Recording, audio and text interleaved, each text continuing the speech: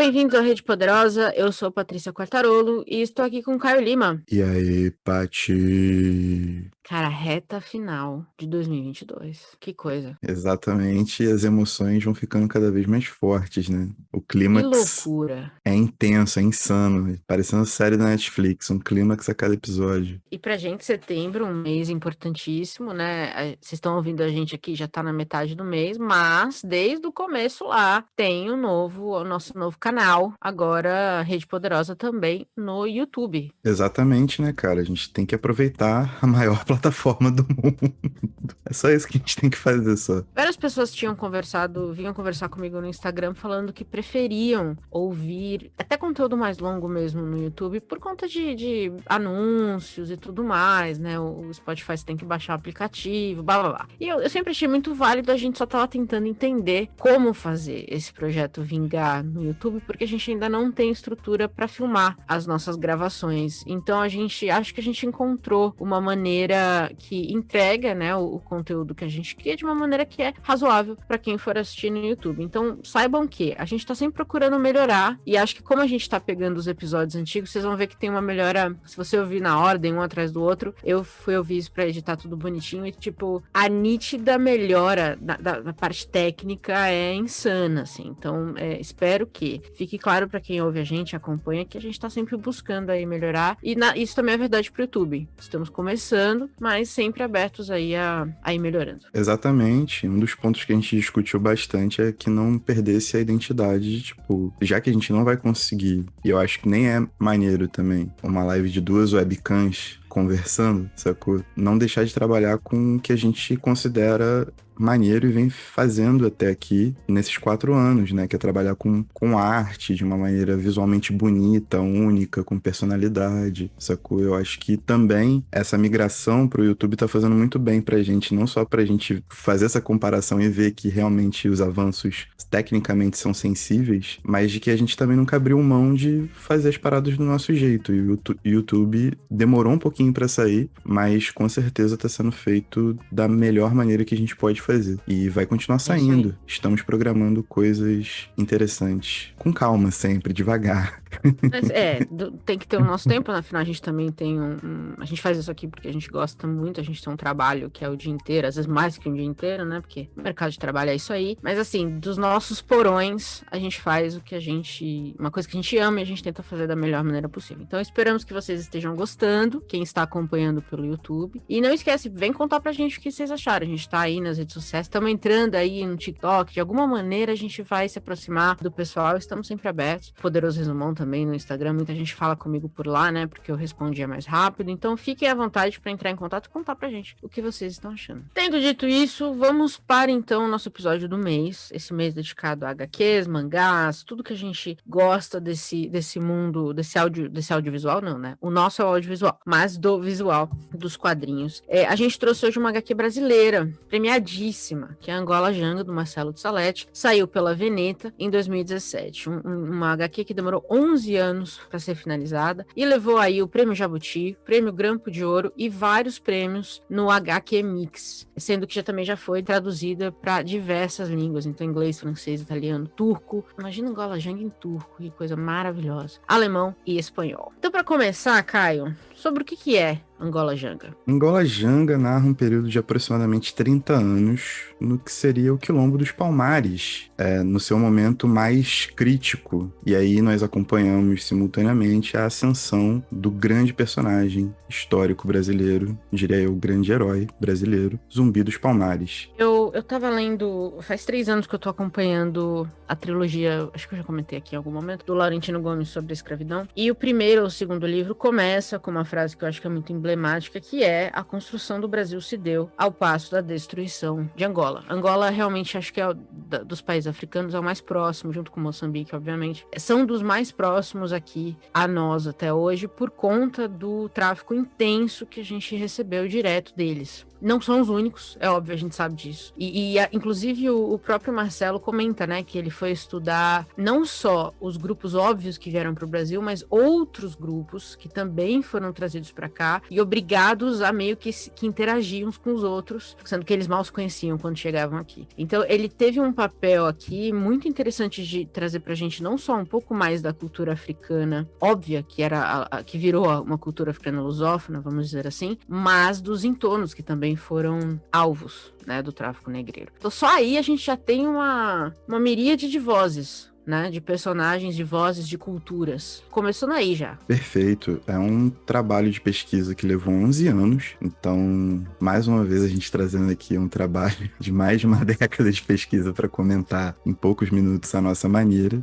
O que é sempre um risco, que a gente gosta de correr, eu acho. Mas é bem interessante porque, além desse aspecto multiétnico dos povos africanos que foram escravizados e trazidos à força para o Brasil, existe também uma questão muito importante no livro que eu considero de suma importância mesmo para você compreender a complexidade daquele tempo, é que o Marcelo faz questão de marcar os capítulos de maneira temporal, tanto no decorrer da história, naturalmente, né?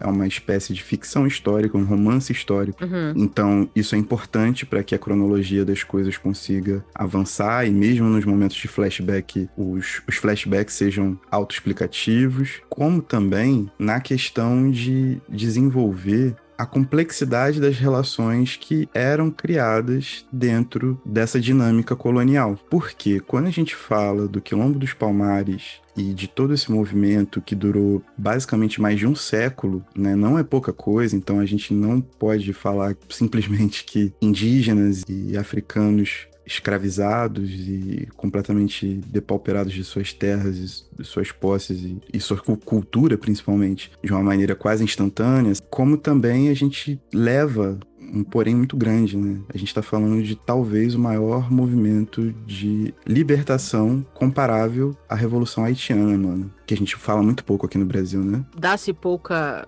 luz. Pouco contexto, mas por motivos, assim. Né? Tem motivos Óbvio, também. A gente né? sabe que tem motivos pra isso. É o maior levante de povos escravizados na América, tá ligado? É completamente absurdo. Tipo, é absurdo pensar que o Quilombo dos Palmares, em todas as seus aldeamentos ali, abrigava mais gente do que capitais, das cidades principais das capitanias hereditárias, onde funcionava toda a economia colonial. E que são coisas que hoje habitam os livros de história, um pouco mais, sim, mas ainda são de profundo desconhecimento da gente, como um todo. Acho que nos últimos anos a gente tem visto muito isso na literatura, né? Esse resgate, essa busca por contar histórias que simplesmente tentam há séculos simplesmente apagar. Acho que nos Estados Unidos tem a história do Underground Railroad. Tem muita história hoje, inclusive, que você combate, né? O que é combatida por racistas, basicamente, porque não tem documentação, a gente só tem o boca a boca, porque era o que eles tinham na época para fazer as coisas funcionarem. Ninguém vai escrever sobre a Underground Railroad enquanto ela acontece, porque, né, se cai na mão errada, acabou. Então, existe esse argumento também com... O zumbi, por exemplo, é uma figura que levanta muito isso, né? Ninguém sabe se existiu de verdade ou se zumbi era um título e vários reis ou vários zumbis teriam existido, na verdade. Mas o ponto principal, eu acho, é que não importa, porque a resistência não dependia só dele. E eu acho que o Marcelo,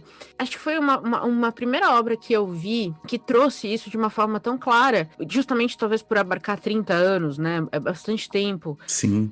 Para uma luta de resistência, se você pensar. Então, quando você olha esse tempo todo, e aí você considera que foram mais 100 anos, primeiro, o argumento de que eles nunca se rebelaram, absolutamente falso, desde o começo, inclusive alguns chegavam aqui já quebrando pau, maravilhosos, e depois a gente entende que tem certos debates da nossa história que ocorrem hoje que não significam mais nada. Zumbi existiu ou não existiu, não importa, porque o legado da sua possível existência já é maior do que tudo isso. Palmares já é maior do que tudo isso. Então eu acho que o que o Marcelo conseguiu aqui com essa HQ, pelo menos pra mim, eu fechei aqui, eu falei, puta que pariu, que obra maravilhosa. E eu acho muito estranho assim, no sentido de como contra-narrativa ou uma narrativa contra-hegemônica, né? O Marcelo, ele tem um insight muito maneiro e que torna tudo ainda mais interessante. Logo após cada capítulo, existem 1, 2 ou 3 epígrafes que são de livros escritos à época, são de relatos. Ele foi Reais, né? pesquisar, exatamente. Ele foi pesquisar. E pesquisou muito para poder escrever. Então, assim, o zumbi existiu, ponto. Se ele foi uma pessoa ou se era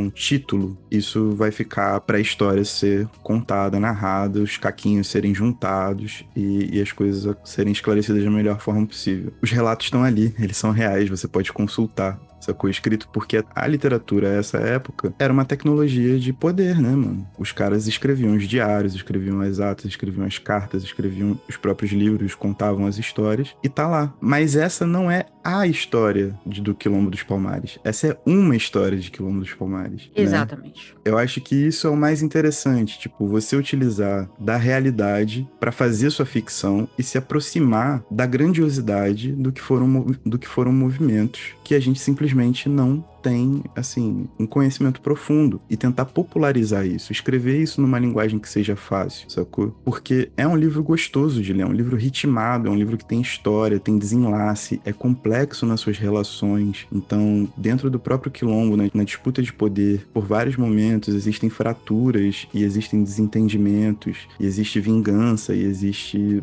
anseio, existe um golpe, na verdade, né? Quando o Gangazumba é envenenado, por exemplo. Existe a complexidade do ser humano e das situações relacionais que qualquer boa trama, qualquer boa ficção histórica exige, mas ela tem um pano de fundo muito maior, ela tem um lastro na realidade muito maior, e ela tem uma importância muito maior, uma grandiloquência muito maior. Eu acho que o Marcelo foi, tipo, perfeito, mano. Tipo, é um livraço, sacou? É um livraço, e ele consegue comunicar isso através das imagens ainda mais belamente do que pelo texto, né? E eu acho isso muito absurdo, assim. Tem algumas páginas que elas comunicam lindamente, assim, essa complexidade, esses olhares, esses sentimentos, essas sensações, a batalha, o ardor da luta, da perda, da própria ancestralidade, sacou? Tem muita parada maneira envolvida, muita. Esse debate de existiu ou não existiu, inclusive, também a gente pode estender para personagens como Jesus, por exemplo, que o legado deles já ultrapassaram o debate em si. A gente só continua tendo essas conversas aqui hoje por conta de negacionistas e racistas. Mas eu concordo 100% com o que você falou. Inclusive, eu li um artigo, eu vou deixar no site para vocês, eu vou te mandar também, Caio, de um estudante da UFMG que falou que ele pegou um quadro muito bonito da obra, que é quando eles estão atravessando o Atlântico, e aí o oceano tá cheio de manchas pretas. E ele falou, pra mim, isso aqui é um mundo, é um mar morto, né? Um mar cheio de corpos, porque era exatamente isso, né? As pessoas morriam nos navios negreiros, eram jogados ao mar. E o Laurentino comenta uma coisa muito maravilhosa maravilhosa, entre aspas, no primeiro livro, que é esse processo e de volta dos navios negreiros, e essa coisa de jogar no mar corpos, alterou, não o ritmo, mas a forma como os tubarões olhavam os navios negreiros. Eles passaram a seguir os navios, esperando os corpos que eles sabiam que iam ser jogados. Então, é muito interessante quando o aluno comenta do mar, porque eu não percebi isso quando eu vi. E aí ele falou, tá cheio de manchas negras, né? Não, porque o quadrinho todo é preto e branco, né? Então, isso também já dá um ar quase cinematográfico, eu acho, pra história, né, como um todo. Então, quando você tem manchas, assim, tão óbvias, é muito óbvio que são manchas negras, escuras. Então, eu acho que, eu concordo que ele tem uma sub-história que ele vai contando só nas imagens ali. Ou coisas que ele deixa subentendida pra gente, que ele não vai escrever, ele não vai citar ninguém, ele só vai colocar ali, deixar ali. Muito sutil. E agrega na experiência de ler um quadrinho, né? E a complexidade da arte como um todo, né? Porque é você conseguir deixar bonito uma passagem completamente triste, né? São vários quadros que são assim, esse é um deles. Ele é muito forte, realmente. A determinados leitores, ele vai passar um pouco mais e outra coisa vai chamar nossa atenção. A outros leitores, já vai ser uma parte muito pontual. Existe toda uma questão simbólica que o Marcelo de Salete faz questão de trazer em relação às marcações, principalmente as marcações dos símbolos da árvore em que os escravizados se guiavam para poder escapar. Uhum. E também a questão da teia de aranha, por exemplo, que é um dos símbolos principais intelectuais falando sobre a sapiência, sobre os caminhos traçados e etc. É representado em várias peças, inclusive no adorno que o zumbi usava. Tudo isso vai tornando cada vez mais interessante e vai criando camadas de interpretação. E mais uma vez, esse livro,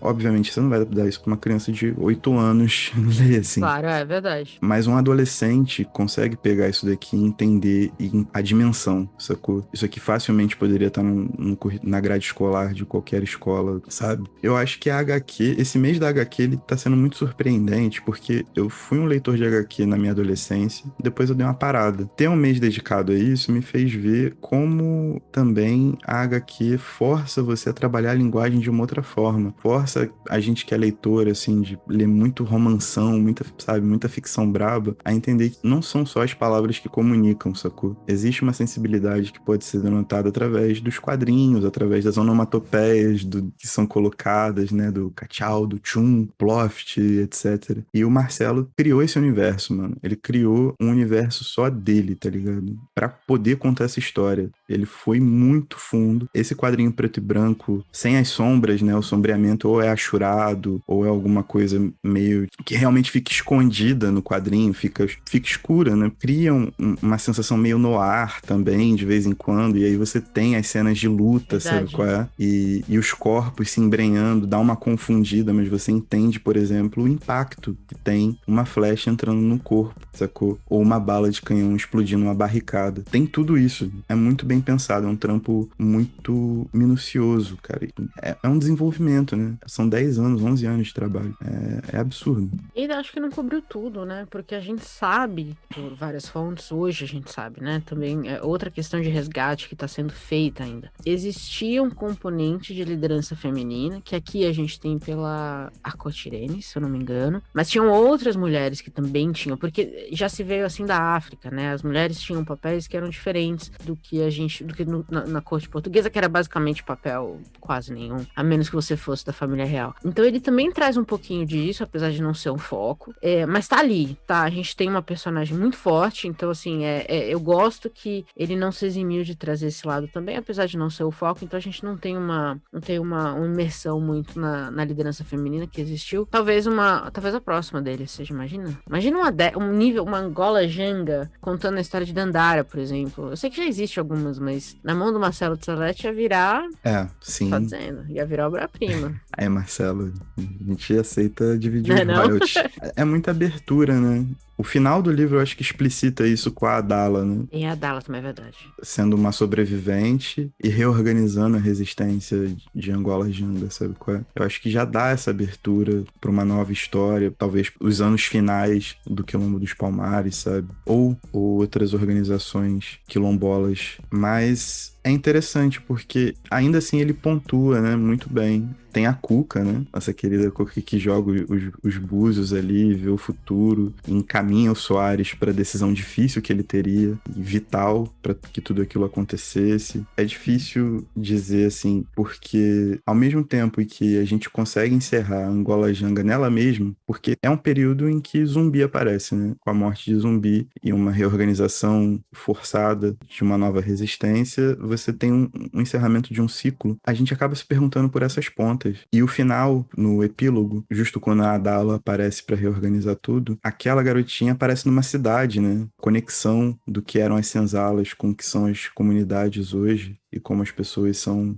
simplesmente jogadas e negadas de ter um mínimo de dignidade, por exemplo, já é um posicionamento e uma abertura para uma nova história, sabe? E é bem o que a gente estava conversando na nossa série exclusiva, inclusive assinem a gente pelo Orelo para poder conferir, sobre o outono da Idade Média, o que também me chamou muito para dentro do Angola Janga, nessa questão de que os reflexos do passado, né, mano? A gente não consegue dissociar e a gente não consegue falar que a gente é uma sociedade evoluída pelo simples fato de que as mesmas senzalas do século XVI, XVII funcionam hoje, no século XXI. sabe qual é? Você pode reorganizar, você pode falar que as pessoas têm salários, mas não salário que você não consegue pagar, você tem que escolher o aluguel ou a compra do mês, não é bem um salário, sabe qual é? Não é bem liberdade. Existem muitas situações em que a gente pode reconhecer o nosso meio, e isso também, ele deixa essa ponta solta. Eu fico imaginando, tipo, uma continuidade do trabalho do Marcelo de Salete pra ele fazer uma parada meio suplantar Monteiro Lobato e criar um sítio do Pica-Pau Amarelo do Marcelo de Salete. A gente podia fazer isso, sacou? Gola Jenga 2 na cidade. Isso aí, o Angola Janga 1, 2, 3, 4, 5, 6, 7, 8. Porra, ia ser incrível. Tá ligado? Com um subtítulo, Reinações de Andalazinha, sabe qual é? E é isso. História não falta. Uma pausa nesse episódio para te contar umas coisas muito legais. No www.centralredepoderosa.com.br você encontra as referências de tudo que falamos nos episódios e a lista completa das recomendações dos BOs. No Spotify e no Deezer você também pode acompanhar a playlist Rede Poderosa Modo Shuffle com as músicas que usamos nos episódios e o que estamos ouvindo no momento. Ouvindo os nossos episódios pelo aplicativo Orelo, você nos ajuda a remunerar toda a cadeia de produção que traz cada episódio para você. É só baixar o aplicativo e buscar por Rede Poderosa e o aplicativo é gratuito. Mas, se você tiver meios e interesse, você também pode se tornar um assinante e apoiar a gente ainda mais com acesso a conteúdos exclusivos. Por fim, você pode nos seguir no Instagram, no @CentralRedePoderosa, para saber tudo o que está para sair, o que estamos lendo e muito mais. E agora, de volta à programação normal. Tem outro ponto importante que é, a gente falou então, né, desse resgate importante que ele traz, não só do zumbi, mas também dos palmares, da linguagem visual, que é belíssima, e a gente tem também algumas palavras de influência africana, né, ele tem um glossário, porque a real é assim, quando a gente fala da influência africana no Brasil, a gente fala de feijoada e samba só, mas vai muito além disso, né, justamente porque a nossa cultura, depois da, entre aspas, Lei Áurea, nunca mais deixou de ser influenciada pelos africanos que estavam aqui. Quer eles tenham se assimilado ou não. Eu acho que é daí que quando você... Porque, né, 3 séculos no grande esquema da história do mundo é nada, né? Daqui 100 anos, esses 3 séculos não são só. Na linha do tempo de história, vai ser um só. A gente tem que pensar que em algum momento, se ainda tiver mundo, né? Também não sei. Talvez não. Mas daqui 100 anos, se ainda tiver mundo e uma criança estiver estudando a história do Brasil, também não sei se vai ter Brasil, mas enfim. Vamos ser otimistas. Ó, Ela vai olhar. Eu espero que o Brasil tenha se separado do Sul. Já seria bom. É um passo importante.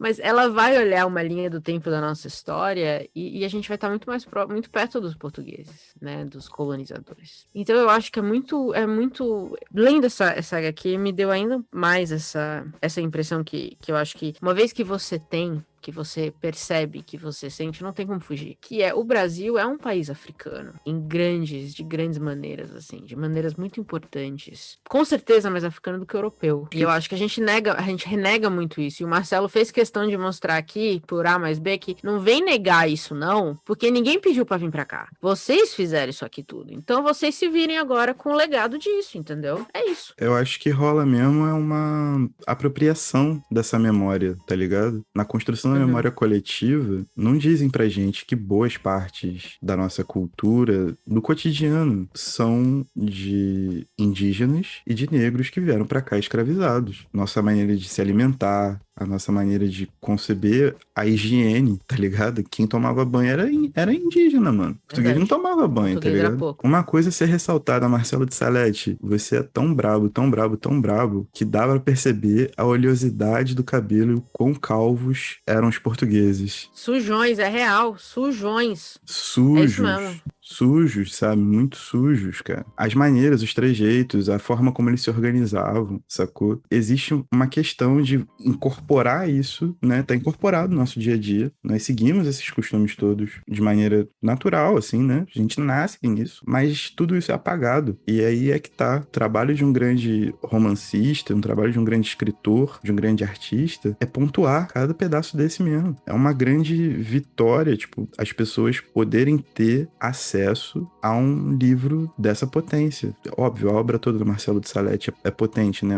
Só que a gente tá discutindo o Angola Janga aqui, que tá inculcado num dos maiores mitos do Brasil, desde que o Brasil é Brasil. É importantíssimo que a gente reconheça do que a gente é feito, mano, do que esse povo aqui é feito, tá ligado? Na era da informação, a gente não pode viver ignorando, sabe? É esquisito, tá ligado? É como se você bloqueasse a origem das coisas que você usa no dia a dia. E é assim que as coisas são passadas. A própria cultura alimentar, que fica bem exposta do Quilombo dos Palmares e de qualquer comunidade quilombola, ela tá muito mais próxima da gente do que qualquer outro tipo de cultura alimentar europeia, mano. Sacou? É isso. Mas eu gosto também que ele quebra alguns mitos importantes. É ficção, e isso é um trabalho bom da ficção, né? Com a ficção você tem certas liberdades de falar coisas que talvez você não pudesse falar na não ficção, mas que são verdades que você não pode colocar na boca de ninguém. Eu gosto que ele também quebra alguns paradigmas, né? Que o povo fala, né? Que, a civilização veio com os europeus. Porque a gente tá lendo, né? O Outono da Idade Média. E aí eu fico olhando aquilo e falo, mas que civilização? Primeiro, eles não se entendiam entre eles. Era um quebra-pau o tempo inteiro. Aqui mesmo pro Brasil, o grande problema é que eles perderam escravos justamente porque os portugueses e holandeses não se davam bem. Então viviam se atracando. Aí, os caras vêm pra cá e os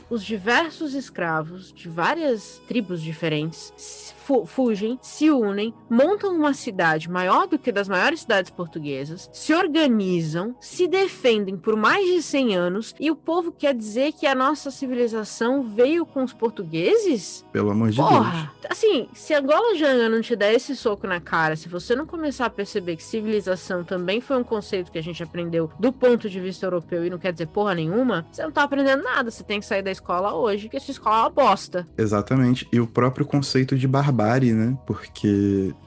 Então, você está sendo caçado. Você se defende. Eles te igualam ao seu caçador? Que sociedade merda. E assim, ao fim e ao cabo, tiveram que chamar bandeirantes de São Paulo porque eles eram o terror total, sacou? Sendo que o próprio governador, né? A figura do governador ali, ela é simbólica. Ao final do livro, Marcelo explica que houveram vários governadores, mas ele condensou na imagem de um só para efeitos narrativos, né? Porque todos cumpriam o mesmo papel. Mas a figura do governador de Porto Calvo ali, de Pernambuco, assustado porque tinha que chamar os bandeirantes, e os bandeirantes faziam muito pior do que os negros fugidos, como eles falavam, é bizarro, tá ligado? Denomina o tamanho da brutalidade que foi exportado pra cá. Mas aí os bandeirantes ganham uma super estátua aqui em São Paulo, são conhecidos como os grandes bravos do estado, e Palmares e Zumbi são enterrados na história, tá? E a história é contada pelo vencedor, entendeu? Exatamente. O mais claro que a gente tem é esse. O museu de Palmares, que fica lá em Maceió, demorou 20 anos pra ficar pronto. Se bem que para Brasil 20 anos não tá ruim, né? Tem obra aqui, por exemplo, recapear a rua aqui demorou 6 anos. Então, se é foda isso. Uma ruim é pequenininha e demorou 6 anos. Então, 20 anos, Brasil... Eu tô acompanhando a construção Legal de um museu vocês. nuclear do zero, então você imagina. Então.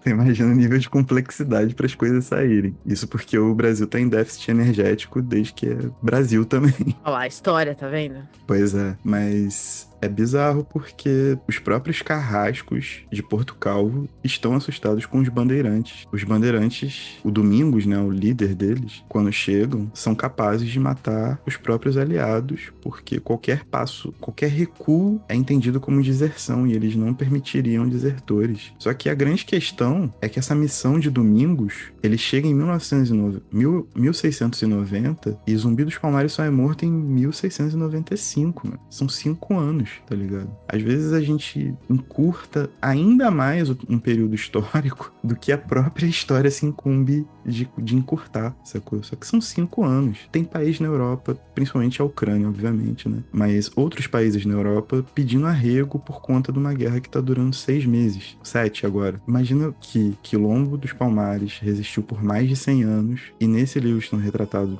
mais ou menos 30 anos e que essa volta final de Zumbi, né? Foram 5 5 anos. 5 anos de luta, mano. 5 anos resistindo bravamente, com os caras quase perdendo a cabeça. E aí que é o mais engraçado, tipo, você vira e fala, mas isso aqui é um romance, é uma ficção. E aí quando você olha pra trás de cada início de capítulo, tem uma epígrafe com um trecho de um relato, de um diário, de um livro de história, que perpassa totalmente o drama da coisa. E você tem a fonte, você pode buscar. E lá tá o tempo, como as coisas se sucederam de um determinado ponto de vista, principalmente quando se trata de um diário, né, que é algo muito pessoal, mas é uma dimensão, é um documento histórico, e você tem que levar em consideração na sua pesquisa. Então, assim, é bizarro o quão a gente distorce essa noção de tempo para um tempo ainda menor. Parece que, sei lá, o zumbi existiu e em 1 minuto foi morto, tá ligado? E não. O Quilombo dos Palmares existiu, mas, foi só um quilombo, era coisa pequena, era coisa pouca. Porra, é maior do que a própria capital do bagulho, tá ligado? A dimensão histórica, mover o olhar sobre a história, é uma das coisas mais impressionantes de Angola Janga, de fato, assim. Esses trechos que abrem e fecham os capítulos, como você comentou, eu acho que também eles reforçam uma coisa muito importante dele ter usado o quadrinho pra contar essa história, que é, cada ano que passa, os textos históricos vão ficando cada vez menos palatáveis pro público em geral. Tem texto que é simplesmente...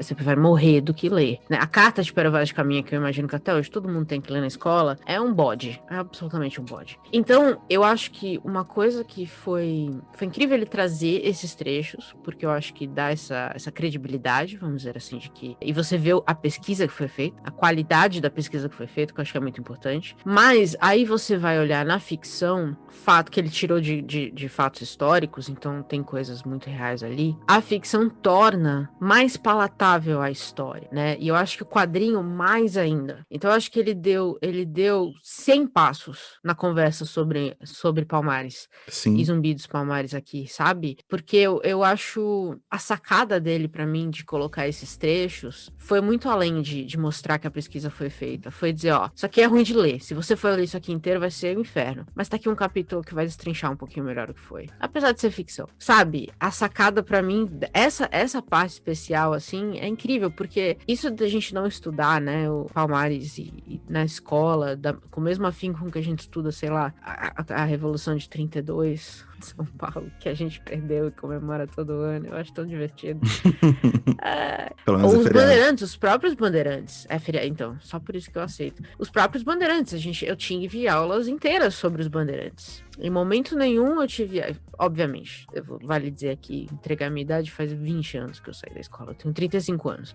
Em 20 anos muita coisa pode ter mudado, e aí quem estuda hoje me conte, ou quem tem filho estudando isso hoje me conte. Mas nunca que eu tive uma aula em que os bandeirantes pudessem ser vistos como os vilões da história. Então eu acho que ele trazer tudo isso de uma forma tão óbvia, mas sem ficar batendo a gente na cara com as informações, entendeu? Que é o que eu gosto também. Que eu não tô te dando uma palestra, não é isso que o livro é. Eu tô te contando uma história. E ele faz isso muito bem. Então, por vários prismas que você pense em Angola Janga, é só vitória, cara. É muito louco. É muito louco. Eu não sei como deve ser assim o Marcelo e pensar como ele, mas, meu Deus, deve ser insano você montar uma história dessa, com tantas vertentes diferentes, com tanta interpretação diferente, e acertar em todas, sabe? Genial. Preparação, estudo, vontade. E acho que o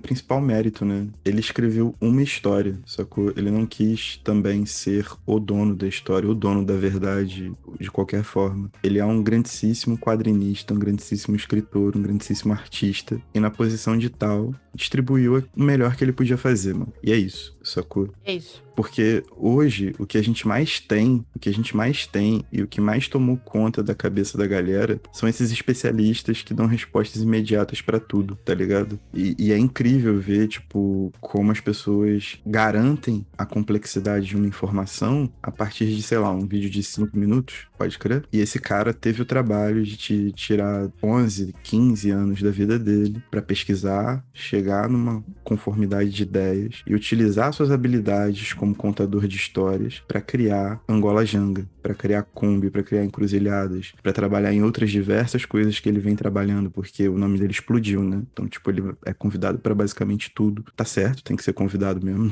não tem outra. Totalmente. Mas eu acho que é isso também. Ele é um cara que, pô, ele assume a posição dele como artista e faz o trabalho dele muito bem feito, sabe? Com tempo também, o que é importante, sacou? E aí é uma parada que é relacionada à produção artística, parece que mais produção de conteúdo do que produção artística, né? Mas, tipo, o Marcelo precisa de ter tempo e tranquilidade, inclusive financeiras, pra poder fazer isso. Felizmente ele conseguiu, espero que sim, a partir dos prêmios e dos inúmeros convites que ele recebeu. Mas com certeza a vida dele não foi uma mão a vida inteira, tá ligado? As coisas estão cada vez mais difíceis. Então, eu acho que vale uma reflexão por vários quadros. A grande questão é que a gente tem nas mãos um artista fazendo um grande trabalho. E isso, pô, é incrível.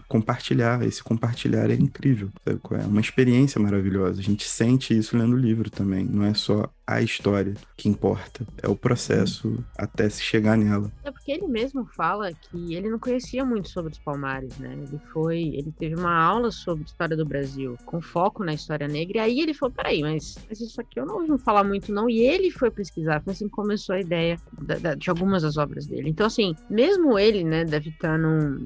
Acho que é inevitável, porque a gente, quando você esconde uma parte da história, você esconde de todo mundo. Então, ele mesmo também está resgatando para ele mesmo a história, né, do povo negro brasileiro. Não é só... E a gente tá aqui ganhando como espectador, basicamente. Exato. Ele não puxa pra ele em momento nenhum a responsabilidade de ser o contador da história do Quilombo dos Palmares. Uhum. Ele fez uma história sobre. E tá nessa posição, pô. Eu acho que toda grande obra, quando aparece assim, poucas delas são reconhecidas como as obras do Marcelo têm sido na última década, né? Mas grandes obras assim são grandes lições de humildade também, tá ligado? E acho que é por isso que... Mas eu acho também só assim você consegue escrever um livro desse, né? Porque Exato. tem um trabalho aí também muito interno de rejeitar tudo que você aprendeu e ir atrás de informação. E ter a humildade de saber que tudo que eu sei até hoje tá cagado, foi completamente errado, eu tenho mais a aprender. Essa ânsia por aprender tem que partir da humildade também, né? Eu acho que fica claro que foi daí que ele partiu. E compartilhar o choque também, né? Porque você é bombardeado de coisas novas o tempo todo e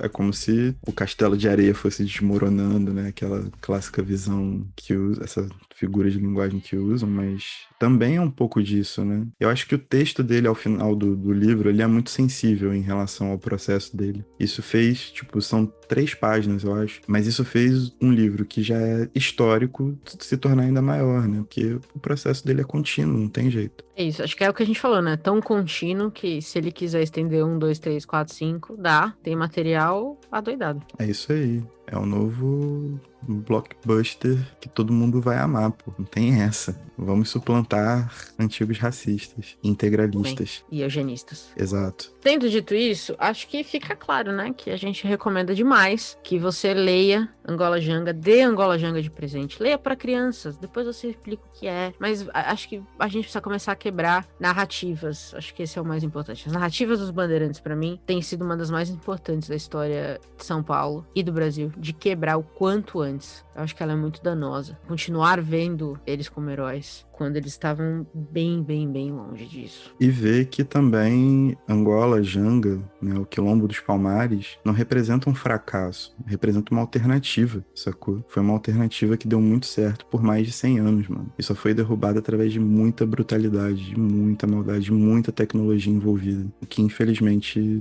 aconteceu. Não só aqui, mas em toda a América, em toda a África, basicamente. Sabe? Em grande parte da Ásia. Mas ainda assim, resgatar a história de Angola Janga, do Quilombo dos Palmares, através, no caso de Angola Janga, o livro, principalmente da figura imponente de Zumbi, apresentar uma alternativa, sacou? Uma alternativa. E isso é muito importante, porque a gente vive numa roda de desesperança, mano. Pessoas, né, essas figuras representadas em Angola Janga, fizeram muita coisa. Uma delas não foi desistir, sabe qual é? Eles foram até o final. Isso tem que representar alguma coisa pra gente hoje, por exemplo. A gente tem que aprender algumas coisas com esse tipo de exemplo, sacou? É a parada que eu acredito, pelo menos. Aí você faz o seu juízo de valor aí, porque eu não tô aqui pra ser babá de ninguém também. Meu juízo de valor é o seguinte, tem gente com quem conversar não dá certo, você tem que partir pra porrada mesmo, entendeu? Perfeito. Socar nazista, vale? Vale, tá válido. Socar racista, vale? Tá super válido, tá justo. Eu não vejo problema nenhum nesse tipo de, esse bababá de comunicação. Eu já falei, acho que aqui, né? Comunicação não violenta. Eu nem participo de treinamento de comunicação não violenta no trabalho, que é pra não deixar ninguém envergonhado. Porque eu nem vou, não quero nem saber. Não tem comunicação não violenta com gente escrota. Então, assim, minha maior, fechei o livro e falei, isso mesmo. Fogo nos racistas. Nossa, é CMV, né? Comunicação muito violenta. Ultra violenta. Já vamos caindo aí pra um laranja mecânica maluco. É isso. É isso. Eu falei, leia Angola Janga, mas pensando agora aqui, leia Marcelo de Salete, né? Exato. A Não obra só inteira Angola dele é Janga. maravilhosa. Como de outros quadrinistas que nós estamos comentando nesse mês de setembro. Então fiquem muito ligados às nossas recomendações, porque todas elas estão numa cadeiazinha de qualidade que vale muito a pena conferir. Gostou do jabá, né? Verdade, mandou muito bem. Já tá muito influenciador. Eu sou o novo TikToker do Brasil. Fica tranquilo. Oi, Beninas. Só falta os Pois muito recebidos. bem, Caio Lima. Temos episódio? Temos episódio. E tchau. Tchau.